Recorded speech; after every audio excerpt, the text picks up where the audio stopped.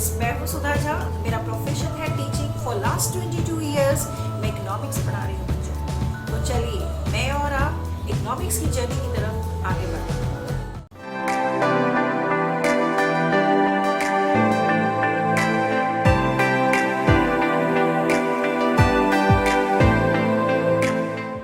Hello students, once again good morning everyone, and we are moving with the third step to calculate national income. We have studied about income method, then we studied about expenditure method, and today we are going to study about value added method, or the other name is product method. In value added method or product method, we have to find GVA MP.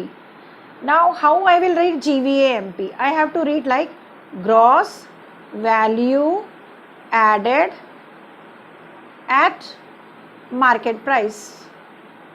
इसको पढ़ेंगे कैसे? Gross value added at market price.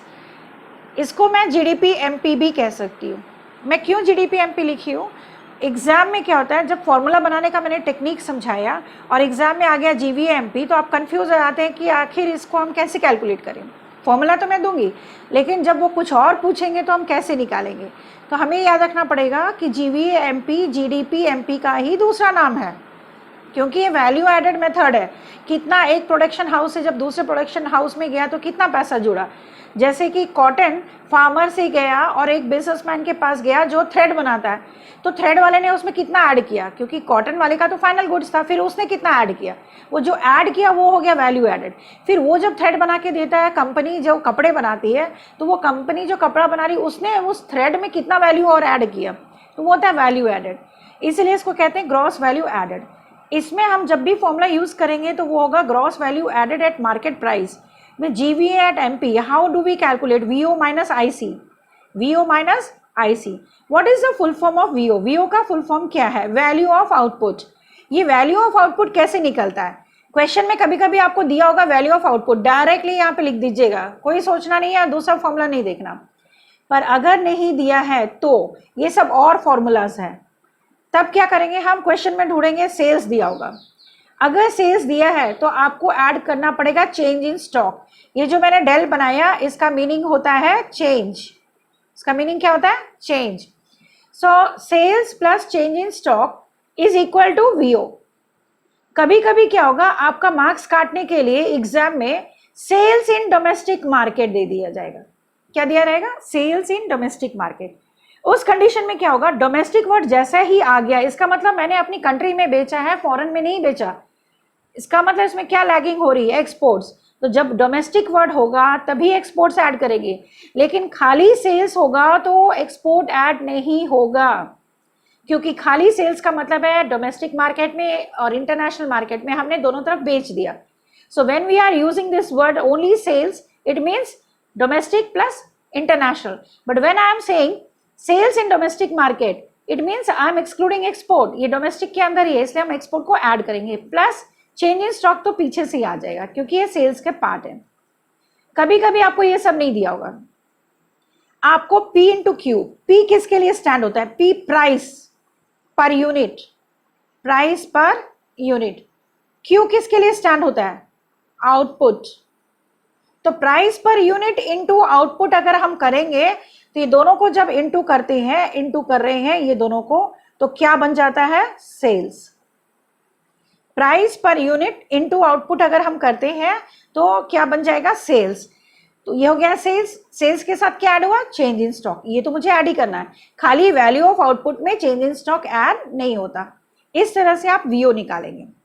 फिर हम आ जाते हैं IC. IC को आप full form है इंटरमीडिएट कंजप्शन, या कभी कभी एग्जाम में क्वेश्चन में रहेगा इंटरमीडिएट एक्सपेंडिचर, तो टेंशन नहीं लेना है, दोनों का मीनिंग सेम है। और इंटरमीडिएट मैंने बहुत पहले अपने स्लाइड में वीडियो में डाला था, those goods which are further they are there in the process of production, they are intermediate. जब तक गुड्स फाइनली बन के रेडी नहीं हो गए कंज्यूमर्स के लिए, तब तक वो इंटरमीडिएट रहता है, they lie within the production boundary. इसके लिए आप पहले का वीडियोस देखेंगे, you will come to know the meaning of this word intermediate. अगर ये नहीं दिया है, खाली परचेजेस क्वेश्चन में है, then you will write the word purchases. खाली हम आईसी की जगह क्या लिख देंगे? परचेजेस। उसका वैल्यू पुटअप करें। पहले ये फॉर्मूला लिखोगे, इसके बाद इस वैल्यूज को यहाँ पे डालेंगे, हम पुटअप करेंगे। कभी कभी अगर लिखा होगा purchase of machinery, purchase of plant, purchase of building, वो हम नहीं लेंगे क्योंकि वो इंटरमीडिएट गुड्स नहीं है, इसीलिए नॉट इंक्लूडेड फिक्स्ड कैपिटल, उसको हम इंक्लूड नहीं करेंगे। हाँ, परचेज ऑफ रॉ मटेरियल हम लेंगे, correct. Purchase of goods for the production process वो हम लेंगे, लेकिन बिल्डिंग फैक्ट्री में बिल्डिंग हो, प्लांट हो, ये सब बहुत पहले से लगी होती है, बार बार नहीं लगती है, इसलिए हम फिक्स कैपिटल को नहीं लेते परचेजेस में। फिर देखो, अब इसमें भी ऐसा आता है परचेजेस इन डोमेस्टिक मार्केट, खाली मैंने डोमेस्टिक मार्केट में खरीदा, तो बाहर की कंट्री से जब हम खरीदते हैं उसको क्या बोलते हैं, इम्पोर्ट्स। तो हम इसमें क्या ऐड करेंगे, इम्पोर्ट्स।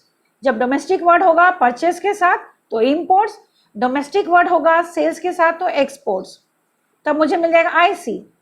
जब ये दोनों मिल जाए वैल्यूज में डाल दो, माइनस कर दीजिए, क्या मिल जाएगा, GVMP। अगर क्वेश्चन में पूछा है कैलकुलेट NVAMP, तो पहले तो आप GVAMP निकाल लेंगे। बार बार मैंने बोला जिसका मैं फॉर्मूला देती हूँ आपको वही फॉर्मूला याद करना है, इसको डाल दिया मैंने, माइनस कर दिया, तो GVMP माइनस NVA कैसे निकलेगा, MPMP सेम, आप एरो बनाइए, MPMP same, VA same, gross और नेट, तो gross minus net, depreciation, gross बड़ा होता है इसलिए माइनस कर दी, तो ये जो आंसर यहाँ आएगा उस आंसर को यहाँ लिखेंगे और डेप्रिसिएशन माइनस कर देंगे, मिल जाएगा। पर कभी कभी आपको आएगा calculate domestic income by value added method, और आपको पता है डोमेस्टिक इनकम का फॉर्मूला होता है, फॉर्मूला क्या होता है, NDP-FC।